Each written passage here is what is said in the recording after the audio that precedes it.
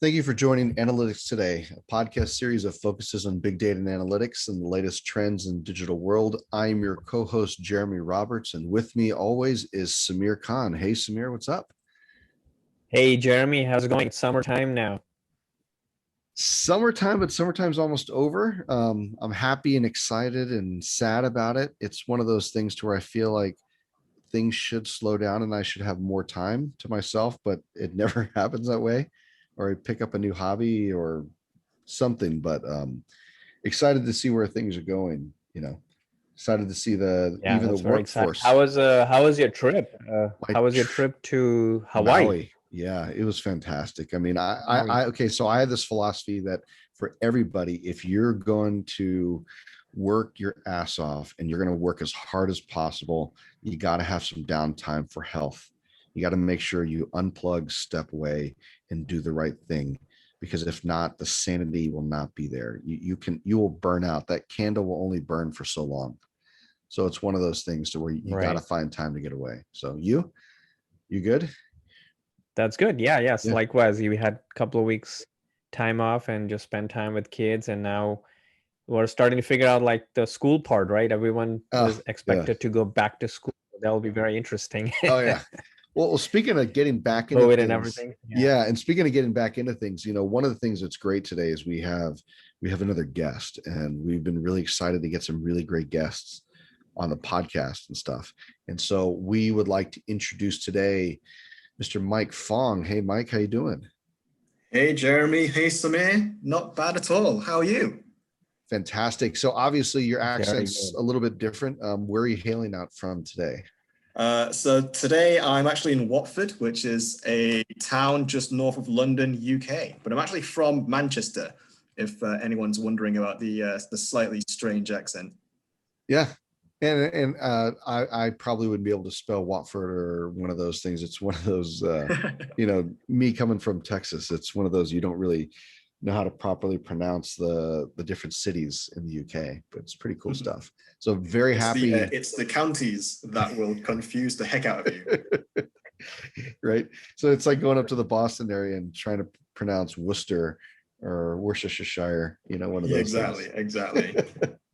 Well, let me give a quick intro. So Yeah. you enjoyed your Euro football this year? Oh, yeah. Yeah, Are it you was into uh, it football at was it all? was yeah, it was definitely a nice release after the year of all the terrible, year and a half nearly that the world has had. It was just nice to have joy Yeah. on our screens, Yeah. apart Yeah. from losing the final. But I I think I the was better I team was I won, and I was hope no one beats me up for saying this. exactly. Very cool. Well, let me start real fast with the intro. Let me give Mike's intro, and then Mike, what we can do is right after that intro, um, let's go ahead and start with if you want to do your elevator pitch of observe points, everybody kind of knows who you work for and what it's about and so on, if that's cool. Yeah, Put you sure. on the spot. So let me start with this. So Mike Fong is a solutions engineer at ObservePoint. So as a solutions engineer on ObservePoint's EMEA team based out of London. So Mike's been an integral part of ensuring that users from the ObservePoint are getting the highest quality data from their marketing technologies. So with over 10 years in the analytics world, Mike's an expert in when it comes to data analytics, SQL, problem solving, and just good vibes overall. So it's great to have somebody of equal nerdiness talent to nerd out with us today. Thank you, Mike, for joining. So let's give the quick, tell us about ObservePoint. Yeah, so ObservePoint was founded 13 years ago by John Pastana. The name might ring a bell. He actually created Superstats, which became Omniture, which is now Adobe Analytics. After selling, Ah, yeah, yeah, right. Ah, yeah. so some people call him the Godfather, but I just call him Boss. So after selling to Adobe, John actually founded ObservePoint, and our mission statement is to bring process and quality assurance to all JavaScript tagging. So you think about tags being broken or tags being missing on a data layer, being broken and data being wrong. ObservePoint will actually provide you the platform to do automation testing, unit testing, and regression testing on all of that stuff. So that's the elevator pitch. Now invest. Yes. Very cool. So go for it, Samir, if you want to start. Yeah, no, I was going to say really quickly is Mike, we were spending time on your LinkedIn profile. We looked at it. You have worked in multiple organizations, and it's interesting joining an organization that's focused on tag management. At both Jeremy and I have worked with several different tag management companies in past, like Segment, for example, comes to my mind, and work with a couple other. So in your journey working for a solution provider that focuses purely on, and I know your offering is much bigger than that, but focusing on tag management as kind of the foundational piece of it. Tell me more about why you chose to move your career in this direction, and talk a little bit more about your career in general. Yeah, well, I guess my career almost actually didn't start as it is now, because I actually nearly dropped out of college, or dropped out of uni in the first year. Unlike the Silicon Valley tech entrepreneurs, it wasn't because I was building superstats at Omniture. It was, I actually I nearly couldn't hack it, but through the encouragement of a good friend, I actually stuck it through, and we graduated together. So I actually attended his Zoom wedding last month, and he's Greek, so I call it the big fat Greek Zoom wedding. So shout out to my friend George. If you ever listen to this, thank you very much for driving me on. Nice. So yeah, in terms of solutions engineering, I think for me the story was organic, and I think that's the case of many solutions engineers, especially at what you might consider small to medium tech firms. Actually, we in the EMEA team here about 5 years ago, we had the sales team, which were non-technical, a guy called Jacob, and then we had the customer success managers, which included myself. So sometimes just on an ad hoc basis, Jacob would say, "Hey, Mike, prospective customers ask me a question. I don't know what to answer because I don't know the answer. So Mike, could you call and help me out here?" And that became more and more frequent, and we saw actually the benefits, because when you're able to nerd out and geek out as we're doing today, you're able to really, the prospective customer really understands what you do, and it just makes that so much easier. So that's kind of how it came about. It was a very organic transition from customer success over to sales engineering. Gotcha. Okay, very interesting. Yeah, and along the same lines, one quick thing I was going to say is, we Jeremy and I both have worked with a variety of different solution engineering in different companies, and kind of what's required. So let's say is listening on the call today, right? And they would like to know, hey, I would like to become a solution engineer, or I would like to navigate my career in the direction of solution engineer. What advice would you give them? Like, how would they think about becoming a solution engineer? Kind of what's required, and what are the special skills that they need to acquire? Yeah, so I think the engineering part of the job is a bit of it makes it sound scarier than it needs to be, right? I don't have an engineering background, so I don't do an extensive amount of coding. I don't mess around cars or oil rigs. What I do is I communicate. I communicate value to business stakeholders. So as part of a sales team, the solutions engineer's job, I like to think of it as I talk geek to geek. So I'm going to communicate clearly the use cases and the technical benefits to the stakeholders who are at the coalface. If we're selling ObservePoint to a client who is having problems with the Adobe Analytics or the Google Analytics, my job, the solutions engineer's job, is to have a really wide understanding of the space he or she is operating in, to understand and empathize with the issues and the needs that the prospective client is facing, and to be able to communicate the solution and to communicate the value and benefits to all variety of stakeholders. It could be saying, we will crawl your site, and we found that 10% of your pages are missing Google Analytics. That's what I would say to a Google Analytics practitioner. But I might, to a business stakeholder, I might say, did you know that a lot of your investment in GA is actually going down a black hole because 10% of your data is missing? I've said that before. Yeah. You've seen that before? Well, the thing is, my previous role, so I full disclosure, I work at Adobe, and my previous role at Adobe is actually was a solutions consultant. I think the naming of solutions consultant versus solutions engineer is synonymous with each other. They're basically the exact same role. Exactly. So, yeah. So I've been in those conversations. I know exactly what you're talking about. A lot of it really is driving that value and really trying to get the customer to understand it's not just about the widgets. Let's not just go through the laundry list of, bullet points of here's everything that the product does. Let's try to figure out how those products solve a problem for you, right? And how can those things match to your goals, right? Exactly. Yeah. But then Yeah. also be able to go to 200 to 300 level deep on a product and stuff Exactly. like that. So Exactly. very cool stuff. And Samir, you're going to say something? No, yeah, that's I was exactly expecting the same answer from both of you guys, since you guys have been in that role. Just trying to give our audience the flavor for what's required to become a solution engineer and what are the exact steps someone can take. Thank you, Mike, for answering that question. You provided a really good context. Jeremy, you can go ahead for next one, and then we can take it from there. Yeah, I mean, the thing is, we're talking about debuggers, right? Debuggers and tag audit tools in the market. So we're talking about the GA debugger, Taginspector. We're talking Adobe obviously has one too.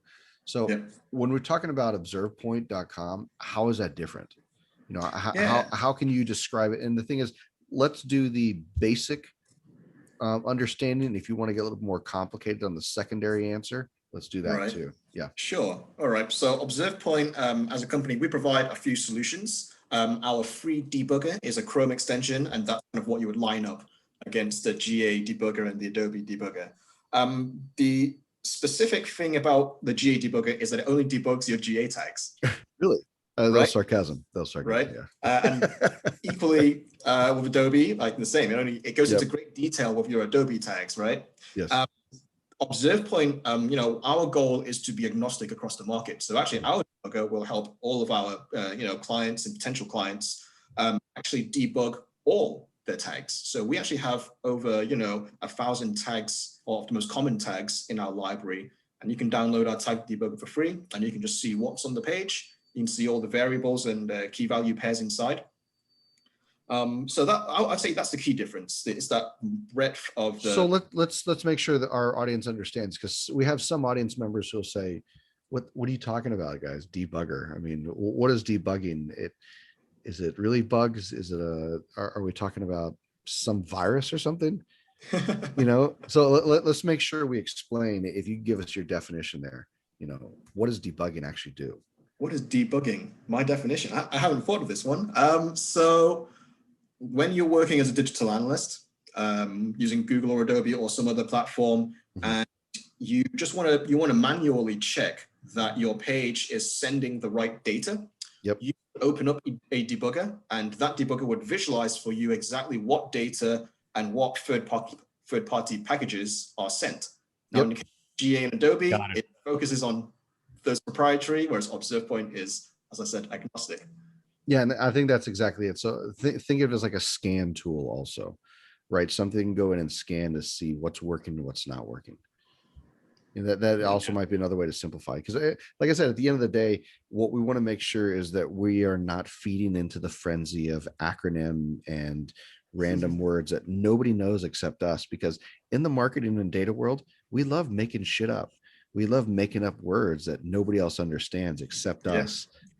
So and I think important, like, because we have audiences that are also marketers that practice marketing on a day-to-day basis. They're more on the business side, less on the technical side. So it's important to clarify what we're talking about. But also important is, Mike, I know you mentioned that you guys are agnostic of a specific platform, a marketing or a sales platform that has tags on the website. But I do have come across some similar solution. Like, for example, Taginspector is the one that I frequently use and that comes to my mind. How do you guys differentiate from this crowded market? Yeah, so I would say that our founder John Pastana, he having that experience, to have John at the head, that is a huge differentiator. Just his knowledge of the JavaScript tagging world, his knowledge and his ability to work together with organizations like Adobe, Telium, and to that network. It really keeps us close to what our customers are facing. I would say Taginspector are, they're a very great company as well. They are, one of our competitors. In differentiation, we are, we've got over, 300 customers at the moment, and, we really are an enterprise. And with no disrespect to Taginspector, we have massive faith in the robustness of our platform, and our enterprise client base really shows that. Okay. Yeah, nothing wrong with good competition, right?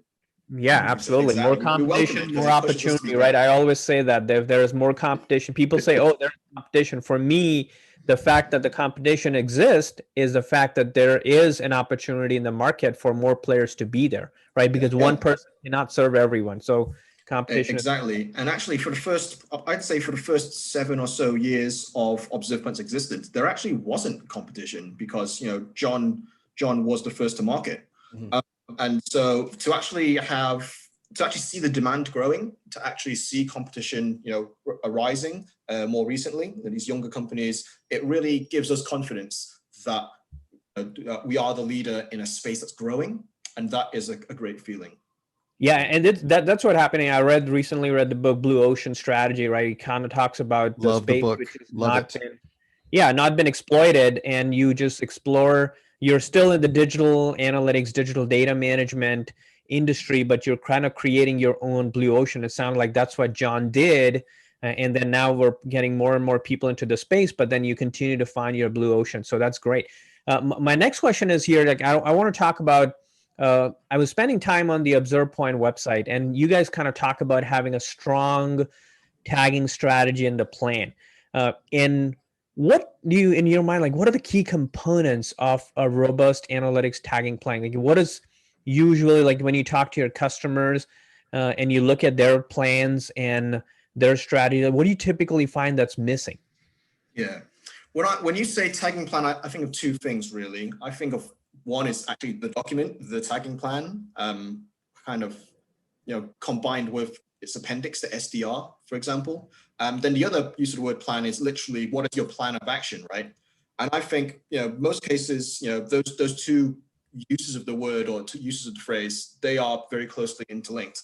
But a strong tagging plan, firstly, the documentation is, you're really asking me what makes a good piece of documentation. This maybe bringing it back to more of a boring base, but we know that the tagging plan is the most important document that will instruct future analysts and marketers on how to keep the website tagging correct and up to date. So the first thing about documentation is it's got to be up to date. Version control, basic things like that. Having a small number of editors, the most experienced heads in your organization should be the small number of editors keeping that document up to date. An important thing is to make sure everyone knows where it is and everyone remembers to refer to it when they need to. Like, I have seen so many documents that have just gone to the Confluence or SharePoint graveyard. Documents go to die sometimes. Yeah. Again, no disrespect to those knowledge bases. Aside from the obvious, a good tagging plan document should be able to define exactly which pages should have which tags, what events should be mapped to which tags, in case of an add to basket or a scroll down the page. Data layer mappings are often included. Yep. But one thing that I often see is missing, and this now goes to the document and also the action plan, is how are we actually going to test that our plan is working correctly, right? Mm-hmm. Mm-hmm. About your development team who work on an agile basis, they will plan to do work in a sprint, and then they've planned in, probably a day or two at the end for the QA team to test the latest branch of their code. Yep. Part of testing is part of the plan. The reason digital marketing and digital analytics is, in such a high friction state at the moment is because so many years of legacy tags, across the world, it doesn't matter which market you're in, which industry, which vertical, there is a lot of friction. It's called technical debt, right? Tech debt. Yep. It's happened because no one has planned to test for the last 20 years. I've been there before, and it's you forget the value of your QA team. You know, Yeah. you forget the value of what they do. And a lot of times you walk by their desks when you could go into the office and see the frustrations from them, you know, and wondering why you still have legacy tags that are connected to tools that should have been pulled out of your stack maybe like 10 years ago. I was working with a client just today, and we were on the site. And does anybody remember a tag management system called Tag Manager? Yeah. Yes, I do. They were acquired eventually by Ensighten. I don't know if it was an acquisition or a merger. Oh yeah, I remember that. Yeah, I think it was right at the time we're at IBM. Yeah. What year did that happen? Right. Yeah. 15. 2014, 15. 14, 15. Yeah. Well, I was scanning a client's website today, and I saw an original Tag Manager bootstrap. Right. So it's that tech there. And you know, right now there's a lot of change going on in the digital world. We're seeing content management platforms popping up. We're seeing, you know, change projects in general, and tech debt is slowing all of those down. Gotcha.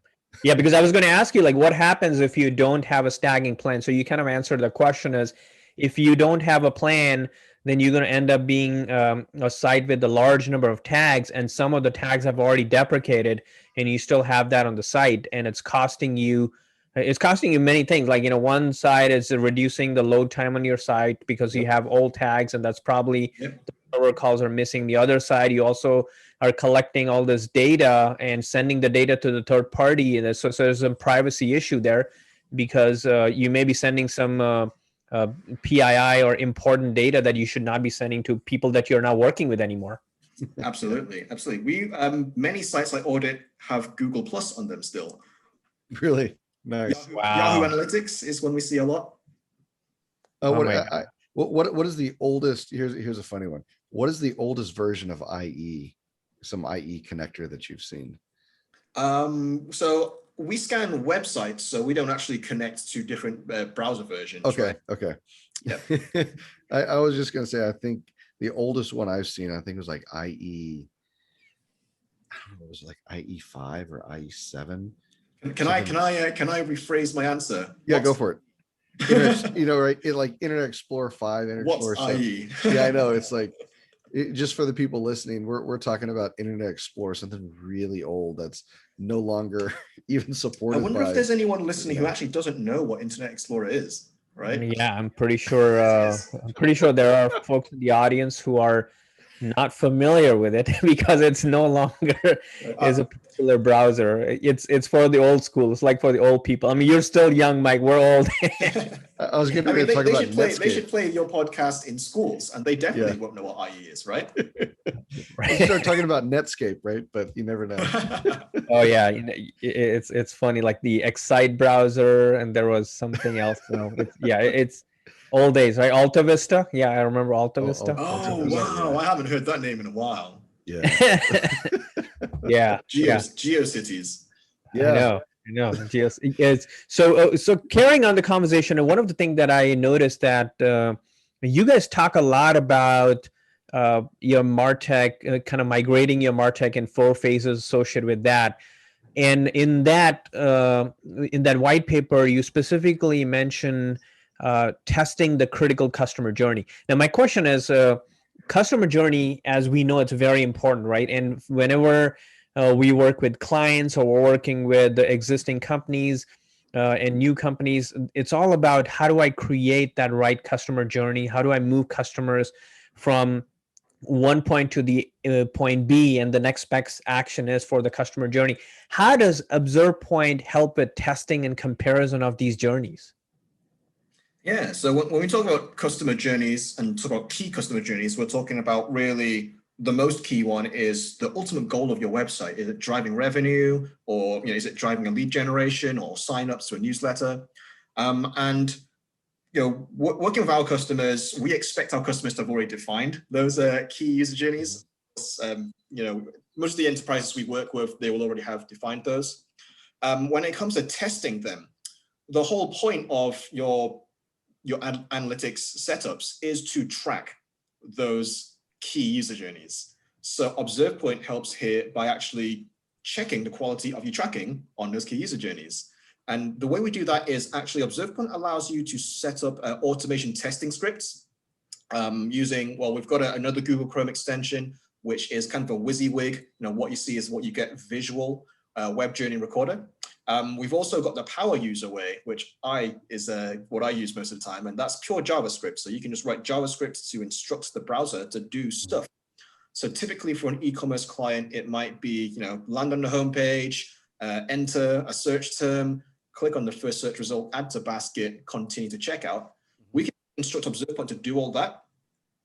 In the staging environment, we can also complete the checkout, and thus we can see actually all of the key tracking events throughout the flow, including the on-site search, including the add to basket, including the order confirmation page itself. So that gives our clients the confidence that their tracking is working correctly, which means their numbers, their stats are correct, and then their reporting is correct and safe to make decisions from. So if I'm a client and if I have ObservePoint, right, and I want to test a specific e-commerce journey, I'm going to take e-commerce because I know that e-commerce is a hot topic these days, and a lot of people want to invest in already companies using e-commerce. So let's say if I have ObservePoint and I want to test a new e-commerce journey that I've created, will the ObservePoint platform show me kind of visually what's missing, like what events or data events are missing, or what tags are not firing correctly? Or will I get like some type of a graphical interface where I can quickly understand what's missing so I can go ask my guys to fix it? Yeah, so in what happens in the ObservePoint platform is that you actually define your data quality acceptance criteria. So cool. It's kind of a mapping of your SDR, essentially. We call them data quality rules. And you can apply rules to any given step in these critical journeys. So I might say on the final step, the order confirmation page, I need Adobe Analytics to be available, and I need the events to say SC checkout, right? And then there's actually an alerting system. So if for some reason SC checkout isn't contained within the event string, it'll actually send you an email alert or a Slack or a Jira or a Microsoft Teams. There's multiple ways that we can alert you if and when anything goes wrong, but it stays silent if nothing goes wrong at all. Very cool. Got it. Okay, makes sense. Cool. So let me jump to the next one. So we're talking about, everybody knows that privacy is a hot topic. These days, every site that you go to has that little, naming or the little script at the bottom talking about privacy. And, speaking from experience, most organizations, take it lightly just to satisfy the minimal needs of GDPR, CCPA, and similar laws. So for your role in your field, in your experience, right, how should a data analyst or a marketer listening, what do you think should be their approach to user privacy? I mean, how seriously should they take this, and what should they do to really, if so, what should they do to really build up on their knowledge about this? Yeah. So what I've seen is obviously analysts and marketers are very concerned about potentially the opt-out rates and the loss of data. But I think it's important to take a step back and look at the actual big picture here. It's not just about, I can't do my role like I used to. It's more about, firstly, true data privacy, but also it's about potentially large fines for your organization and reputational damage for your organization. So we have to step back from the I need my data because I need my data, and actually work more collaboratively with our business stakeholders, our legal team, and our technology teams, and actually definitely advocate for the marketing side of things and say, without this technology or without this tag, we won't be able to retarget or something like that. And as long as there's a healthy collaborative tension on all of the different requirements from the different stakeholders, a solid middle ground should be reached, a middle ground where the legal requirements for your organization are met in jurisdiction, but you are able to change your ways of working and still effectively, market your products. Yeah. So I would say keep an open mind and be collaborative with your legal teams. Interesting. Okay. And so along those lines, right? So along those lines of user privacy, right? Consent preference centers, they're really gaining popularity. So, you always see that we talked about at the bottom, the accept or decline the cookies as the default for most of these websites. And hopefully if you see a website without that, you got to kind of question why you're there. So, but so for ObservePoint, so what does ObservePoint Consent Preference Center do beyond just traditional accept and decline? Is there something a little bit different, and what can people learn from that? So we don't actually provide the accept and decline functionality. What we do in line with our digital marketing QA is we actually help organizations check the quality of their cookie consent management platforms. So, I like to boil it down to very simple terms. Firstly, is your CMP there? If it's not on every page, then that means a customer could arrive on the page and not be given the option, right? Secondly, does it work? I've seen, many implementations where I opt out of cookies, but all the cookies and all the tags are still there. So they've paid for technology and they've implemented it wrong and it doesn't do anything. So they're still at risk and they've spent money. So that's the worst case. That's the worst. So ObservePoint allows our customers to frequently, automatically, and scalably check that their CMPs are working, just in the same way we can check that digital marketing technologies are working. Yeah, it's fantastic. It's so basically, let's say, to Jeremy's point, right? Let's say if I have a setup on the website, which is basically the traditional, I would call it traditional because I think it's becoming old now, the accept and decline cookie preferences. But then now also there are technologies that are providing more advanced consumer consent preference center, where consumers can actually go to a specific page and select their preferences. I know some websites are starting to do that. Most of them are still using the accept and decline. Do you guys actually go and test? Let's say if I have 5 or 6 preferences for the consumers, one of them could be how frequently you want to hear from us. And the other one could be, do you want us to email you in a specific format or specific time and day? They're getting really advanced. Do you guys go and work with other consent and preference centers to kind of establish some type of a partnership where you can check if specific events are firing when these consumers are answering those questions, or it's just plain simple checking the tags are in place? Well, firstly, I'd be surprised if people were accepting, marketing at a certain time of day, but not at another time of day. ObservePoint is capable of essentially going through all the permutations of your different, opt-in options. So we know, for example, OneTrust has 7 different categories. So ObservePoint could actually be, scripted to go through each permutation of the 7. We are, as I said, John is, just a great, great value add to our company. So he really can open doors and help us, start building partnerships with all the large tech organizations in the space. Very cool. Got it. Okay, very good. Well, let's put you on the let's put you on the frontier. My question is, what can you share with our listeners that you have never shared before on any podcast or media channel? So, and this could be something fun, goofy. This maybe could be some advice that you give. I think a piece of advice for me would be that, anyone can be, well, most people can be, taught and given training courses on very technical skill sets. Python, R, you can sign up for those courses online. Many of them are free or low cost. I think the most important skill that's been really good for me for my career is communication, is the ability to put yourself in the other person's shoes and understand what their motivations are. What acronyms are they going to understand? If you're talking to a chief revenue officer, don't talk about CRO, right? If you're talking to a QA tester, don't talk about testing, right? So communication and that empathy to empathize with whoever you're communicating to is, I would say, the really most powerful skill. And it takes 2 to communicate, but it only takes 1 to miscommunicate, right? Think about that. I like that. So in the absence, on a purely statistical model, miscommunications would happen twice as frequently. I completely agree. And I think for me, one of those things, the way I could even translate that in the real world is, when you talk about being able to communicate, a lot of that, the way I translate that to is storytelling. And if you are a storyteller in the analytics world, holy crap, you got a great career in front of you, because it's easy to create a data slide to be able to show a graphic and to be able to show ebbs and flows and all this other stuff, rather than just pointing at the slide and saying, wow, look at this, because I've been in those meetings before. It's tell me about it, explain to me what's going on here. Tell me, what should I learn from it? What are the insights? And I think that's really also a matter of communication. You'll have different people in a room speaking different languages, and I'm not saying, Spanish versus English versus Mandarin or something like that, but they all speak different things. Some speak qualitative, some speak quantitative. You got to be able to learn how to speak to them. So I'm sure you've seen that in your world.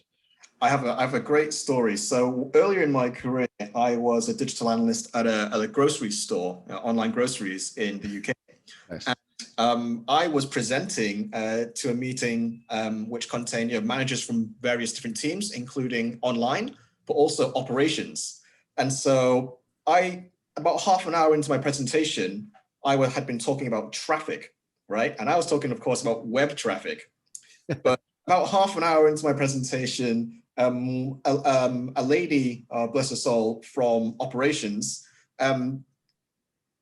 finally had the courage to speak up and say, "I'm sorry, I don't understand why the traffic has anything to do with, with operations online." And then it was only then that it rammed home to me the importance of putting yourself in someone else's shoes, right? Because of course she was thinking from a, cars and vans perspective of traffic. So, nothing against, I'm not laughing at her, I'm laughing at the situation. It's the situation, right? Yeah. It's again, like, essentially she might have been the only one who's brave enough to speak up. Who knows how many in the audience had just had half an hour wasted listening to me because they didn't know what I was talking about. That's awesome. We do that all the time, so go for it, Samir. Yeah, no, I was gonna say, like, it's interesting, like how when you like you said, Mike, it's important for us to be able to communicate with people more clearly, and the most important part about the communication is to be listened to them, right? Understand what they're saying. Generally, what tends to happen in the digital world, people who have the experience, they have the expertise, they tend to provide a solution too quickly. And that's the reason why we have so many different marketing and sales platforms today, because people are coming up with a solution without actually understanding the problem. And then at the end of the day, the companies, they pile up a lot of junk, and eventually it becomes a part of your technical debt. I like what you said about being able to relate to people, being able to empathize with them, understand their problem, before getting into a proposal of providing a solution, maybe a digital technology or a data solution. So I really like that. Now we're coming to an end of the podcast. So I want to ask you, Mike, if you have anything specific that you want to share at the end here, that any advice that you want to give, or maybe make any references, any website that people should go check out. Advice? No, I really think my the communication piece was the advice here. I think if I was going back to your question at the start of the this episode, what makes a good solutions engineer? Jeremy, you mentioned storytelling, and wrapping it all together. I think back to a situation where I was communicating. I was actually working on the Adobe implementation for the Android application. So we were cool. Essentially, I was working with a team of developers who had never used the Adobe Analytics SDK before. I had never worked with Android before. So there was a really, really serious communication gap. So I had to really quickly upskill so that I could speak their language. Otherwise, it would have just been like, I don't know, a penguin talking to a duck.